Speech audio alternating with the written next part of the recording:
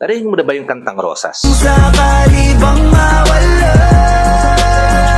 Well, kapatid, ito yung real talk interpretation niyan. Kasi alam mo ba kung ano yung pinaka nakakatakot sa pagmamahal? Hindi yung iniwan ka, kundi yung idea na baka isang araw, kapag nakita kanyang wasak, pag nakita kanyang pagod, at mahina na sa buhay, marirealize na hindi kanya pala kayang mahalin sa sitwasyon na yun. At yun yung mensahe ng kantang Rosas. Hindi lang siya tungkol sa pagmamahalan. Tungkol siya sa takot, takot mawalan, takot mapagod, at takot na baka hindi sapat yung best mo. Kung interesado kang makinig sa paghimay natin dito sa kanta na to, just keep on watching.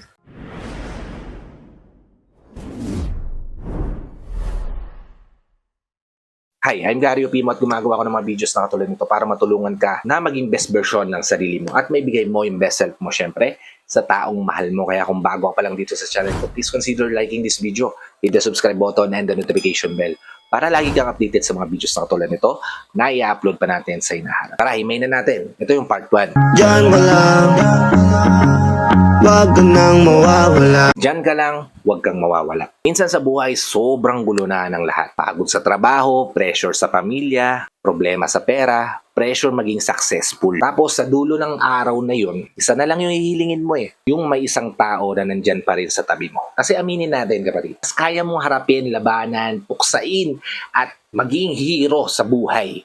Kapag alam natin na may tao na magsasabi sa atin after that battle na, pahinga ka na, dito ka sa tabi ko. Rest well, nandito lang ako. Di ba? Ang sarap sa pakiramdam.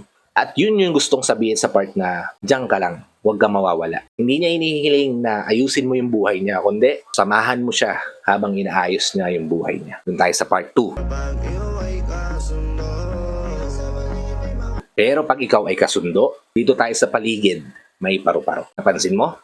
Na kapag mahal mo yung isang tao, kahit ang bigat-bigat ng buhay, gumagaan, di ba? Hindi dahil nawawala yung problema, kundi dahil sa meron kang nakakasama. Yung simpleng tawanan, yung simpleng good morning, yung simpleng kumain ka na ba? Liliit na bagay, pero yun yung nagiging dahilan para lumaban ka pa rin, di ba? Kasi minsan, hindi mo naman talaga kailangan ng perpektong buhay. Ang kailangan mo lang, yung tao magpaparamdam na hindi mo kailangan harapin ng lahat ng mag-isa. Part 3. Palabiro, pero minsan yung sarili hindi mapatawa. Ito yung part na sobrang totoo. Maraming tao yung nakikita mo na mukha silang masaya. Palatawa, maingay, masarap kasama. Pero pag magkaisa na sila, doon mo nakikita yung pagod nila.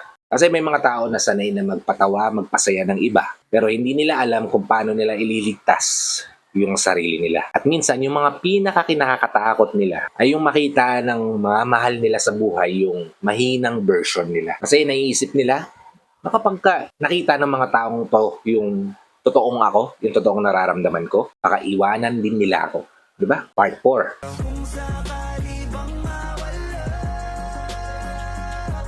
Ito na yung chorus. Kung sakali bang mawawala, pagbalik ay tatanggapin mo pa ba? Dito tumatama yung kanta sa puso nating lahat, di ba? Kasi hindi naman lahat ng tao nawawala dahil may iba na sila. May mga taong nawawala sa isang relasyon dahil napapagod na, nalulunod na, nawawala na sa sarili nila. Yung tipong gusto muna nilang ayusin nila yung sarili nila. Pero natatakot silang gawin yun dahil baka pagbalik nila, wala ka na. At siguro lahat tayo gusto natin itanong to sa taong mahal natin, no? Kapag nakita mo bang mahina, mamahalin mo pa ba? Hindi yung successful na version mo. Hindi yung version mo na masaya ka. Kundi yung version mo na pagod, wasak na wasak, naliligaw ng landas. Kasi doon namin masusukat, doon matasukat ng taong mahal mo kung totoong mahal mo ba siya. Part 5. Hindi tayo sigurado sa mga nangyayari. Real talk?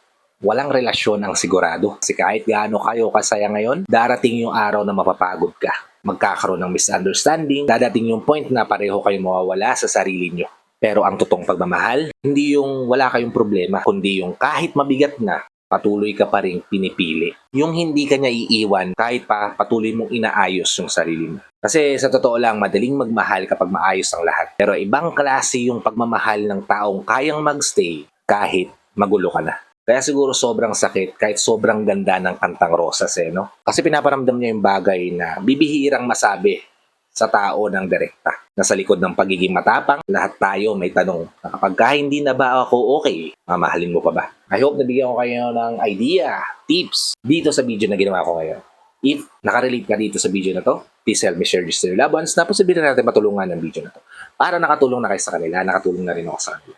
Sa lahat ng OFW viewers natin at sa mga viewers natin dito sa Pilipinas na walang sawang nanonood, sumusuporta, palaging naka-tune in sa bawat video na ina-upload ko, maraming salamat po sa paligid niyo panonood at pagsuporta. Kung bago ka pa lang dito sa channel ko, please consider liking this video, hit the subscribe button and the notification bell para lagi kang updated sa mga videos na tulad nito na i-upload pa natin sa inaarap. So, hanggang dito na lang mga kapatid. Maraming salamat ulit sa panonood. I hope to see you all on my next vlog. Ingat ka dyan palagi kapatid. May God bless you and always protect you. Peace! Whenever your heart is broken.